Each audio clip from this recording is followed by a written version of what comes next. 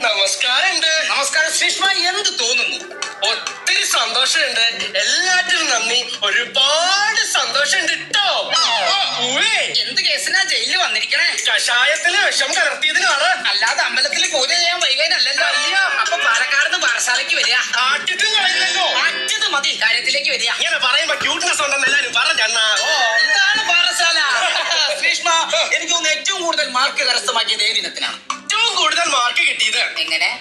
ഏറ്റവും കൂടുതൽ മാർക്ക്. ഏറ്റവും നേരത്തെ പറഞ്ഞില്ല. തുടക്കത്തിലുള്ള ഇല്ലാത്തത് ഇനി അങ്ങോട്ട് പറഞ്ഞു തീരുന്നവൻ വരെ മൊത്തം ശ്രീഷ്മ, എനിക്ക് തോന്നുന്നു ഏറ്റവും കൂടുതൽ മാർക്ക് കരസ്ഥമാക്കിയിരിക്കുന്നത് നാടോടി നൃത്ത മത്സരം. നാടോടി നൃത്ത മത്സരം. ഏതെങ്കിലും ഭാഗം കാണിക്കൂ ശ്രീഷ്മ. ഞാൻ പെണ്ണ കാണിച്ച് കവാലനാ കളിക്കും. നാടോടി നൃത്തത്തിന്റെ ഏതെങ്കിലും ഭാഗം കാണിക്കൂ ശ്രീഷ്മ. അതൊക്കെ ഞാൻ കാണിച്ചു തരാം.